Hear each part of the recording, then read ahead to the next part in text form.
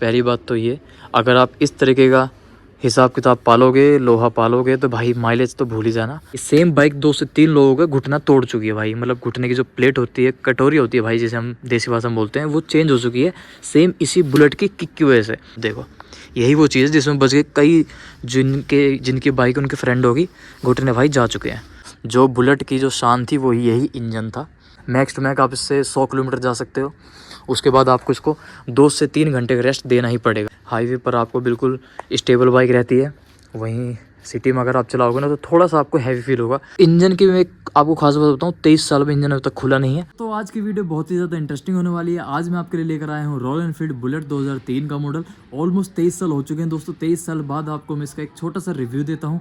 Complete आपको information दूंगा इस बाइक के बारे में, सारी डिटेल्स, कैसे चलाते हैं, क्या कुछ आपको छोटी बहुत अपनी तरफ से टिप्स दूंगा, क्या नेगेटिव्स हैं क्या पॉजिटिव्स है वो भी आपको बताऊंगा इस वीडियो में। तो वीडियो में एंड तक बने रहना। और जो भी चैनल पर नया है दोस्तों, चैनल को सब्सक्राइब जरूर कर लो और अपने उस दोस्त को शेयर कर देना जो भी बुलेट लवर है या पुरानी बुलेट वो ऑन करता है। तो आ जाओ, बिना आपको टाइम वेस्ट करते हुए सीधा चलते हैं अपनी बाइक की तरफ। ये रही दोस्तों आपके सामने इलेक्ट्रा रॉयल एनफील्ड बुलेट 350 2003 का मॉडल। भाई 23 साल हो चुके हैं। आज इस 23 साल बाद इस बाइक का मैं आपको रिव्यू देने वाला हूँ। भाई 23 साल बाद की इसकी कंडीशन, सारी आपको इन्फॉर्मेशन इस वीडियो में बताने वाला हूँ। और हाँ, ये उल्टे पैर की है, मतलब कि इसमें राइट साइड आपके गियर हैं, लेफ्ट साइड आपके ब्रेक है। सारी चीज़ें डिटेल में बताऊँगा। पहले एक बार चारों तरफ से लुक चेक करो बाइक की, देख लो पूरी की पूरी प्रॉपर इलेक्ट्रा बाइक है। साइड में इसके पल्सर RS खड़ी है। दोस्तों अगर आपको इसका भी रिव्यू चाहिए हो तो मुझे पिन कर देना, मैं इसका भी आपको रिव्यू दे दूँगा। पहले आपको इसका रिव्यू देता हूँ, देख लो चारों तरफ से। पहले लुक चेक करो, ये देखो भाई 23 साल बाद की कंडीशन है भाई। और रनिंग कंडीशन है, ऐसी नहीं खड़ी है चालू नहीं होती है, रनिंग कंडीशन है, प्रॉपर वर्किंग कंडीशन है। लुक चेक करो चारों तरफ से इसकी। और इस वीडियो को अपने उस दोस्त को शेयर जरूर कर देना जो बुलेट लवर है, जिसके पास उल्टे पैर की बुलेट है। ये बाइक दोस्तों इतनी पुरानी बेशक हो गई है, लेकिन ये आज भी अपनी क्लासिक लुक और हैवी थंब की वजह से जानी जाती है। और ये सिर्फ एक बाइक नहीं है, जो भी इसको ओन करता है, जिसके पास भी बाइक आपको मिलेगी वही जानता होगा ये उनके एक इमोशन से जुड़ी होती है। बेसिकली इस बाइक को वो किसी भी कीमत में देने को रेडी ही नहीं हो सकते हैं। अभी ये बाइक भी है, जिनकी ये बाइक है उनके पास भी ऑलमोस्ट 23 साल हो गए हैं। 2003 का मॉडल है और फर्स्ट ओनर है वो भी मुझे बता रहे थे कि उनके पास कई जो ग्राहक है वो लगते रहते हैं भाई, बोलते भाई इतने रुपये ले लो, उतने रुपये ले लो, 50,000 ले लो, 60,000 ले लो, लाख तक की इसकी डिमांड जो है कर चुके हैं। बट ये देने को राजी नहीं है, क्योंकि इमोशंस की कोई वैल्यू नहीं होती है। सेम वही वाला लफड़ा इस बाइक के साथ भी। और ये बाइक जो भी है भाई, इसको आज के जो बुलेट के मुकाबले मेंटेन करना थोड़ा सा मुश्किल हो सकता है नए राइडर्स के लिए, क्योंकि ये बाइक जो है आपकी परफॉर्मेंस के लिए नहीं होती है, ओनली क्लासिक रॉयल राइड के लिए होती है। तो ये इसका मसला होता है। सबसे पहले मैं आपको स्टार्ट कर लेता हूँ इसके हैंडल से। देखो सीट इसमें चेंज करवाई है बाद में, ऑब्वियसली 23 साल तक तो यार कोई भी सीट नहीं चलेगी। बट हाँ, ये जो इसमें टैंक वगैरह ये रीपेंटर सारा, इसमें अगर आप देखोगे तो इसका मीटर भी चेंज है, नया वाला मीटर है, ये इसका RPM मीटर है, ये सब चेंज है।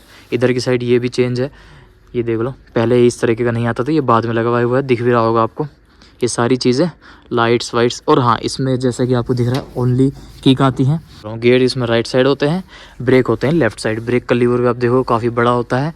और इस तरीके का कुछ आपको इसमें हैंडल मिल जाता है, ये देखो नॉर्मल। जो इसका लॉक का सिस्टम होता है, जैसा कि आज की बाइकों में नहीं आता है, आज की बुलेट में, बट इसमें आता था भाई यहाँ पर सिर्फ ऑन और ऑफ का सिस्टम, और हैंडल लॉक होता था इसका यहाँ से। पहले अभी साल भर पहले भी आती थी इसी टाइप की बुलेट।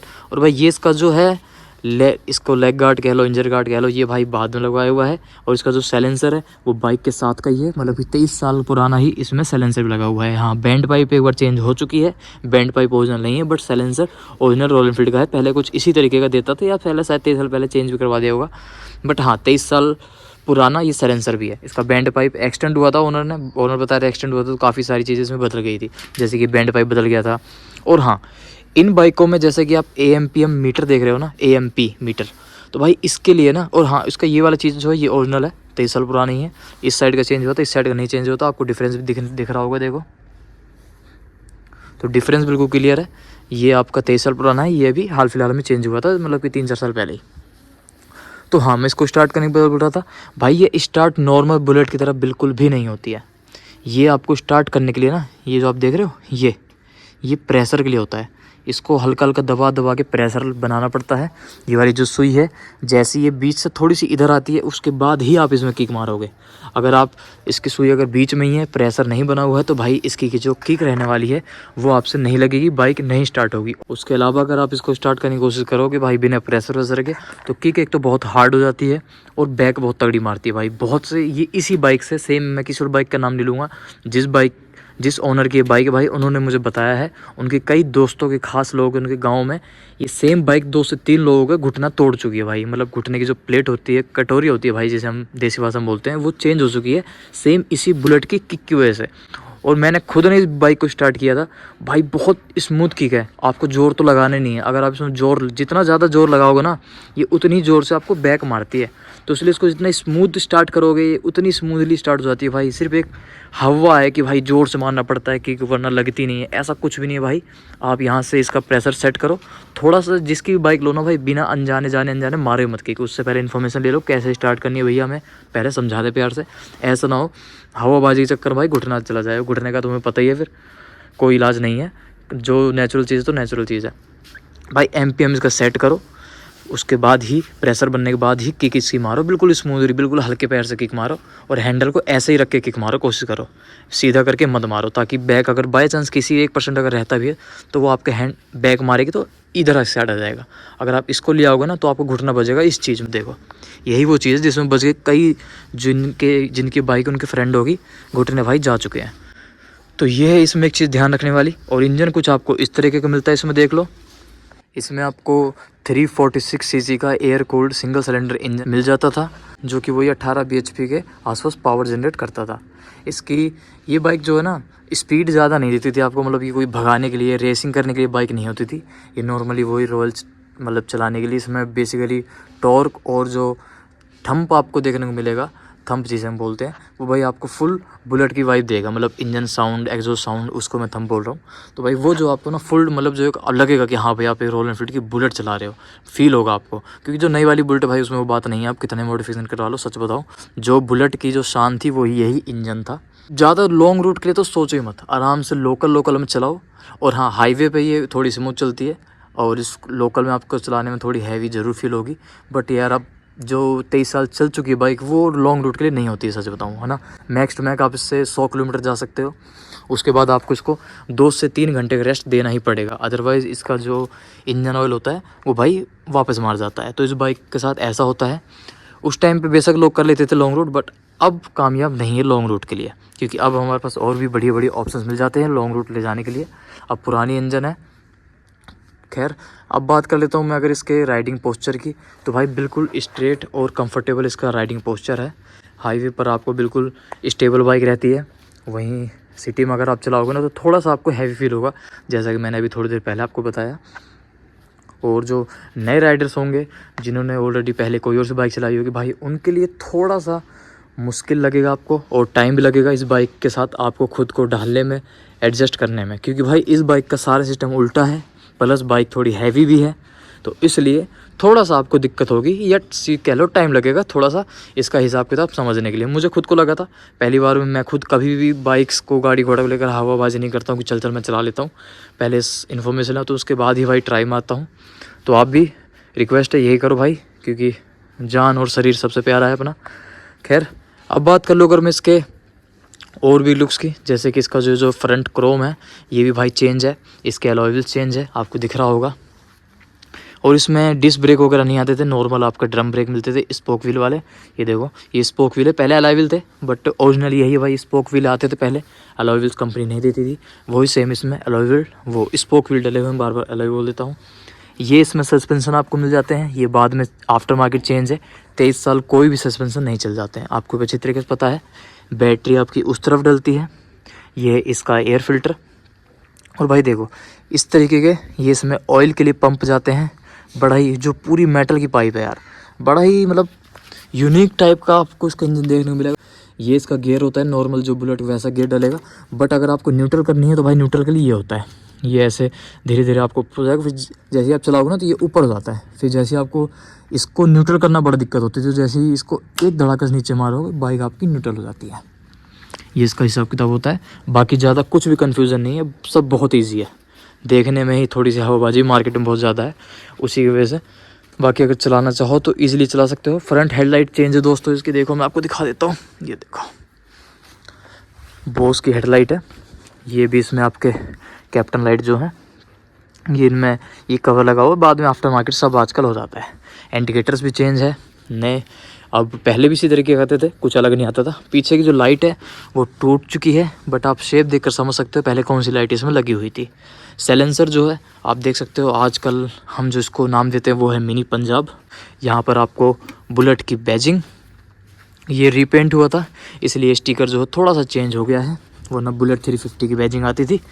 यहाँ पर भी देखो बुलेट की बैजिंग, ये बैटरी का इसका हिसाब किताब है जो कि स्टील का होता है, और ये भाई इसका ऑयल का।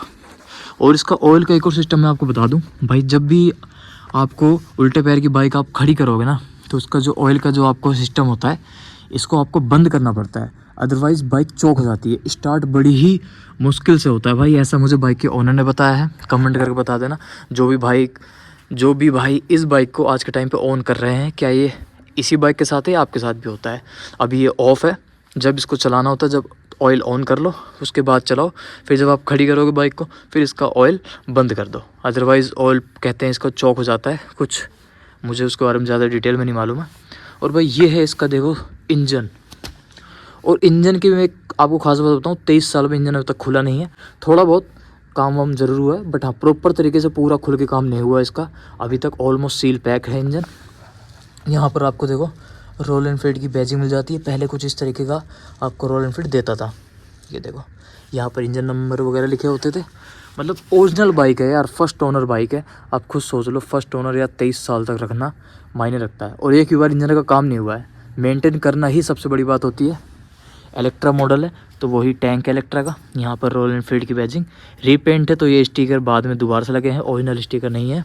सेम इसी साइड भी आपको मिल जाता है, ये देखो ई इसका नहीं है, रॉयल एनफील्ड है ओनली। साइड लो कुछ इस तरीके की है। टायर साइज़ की बात करूं तो टायर ऑब्वियसली नए डले हैं।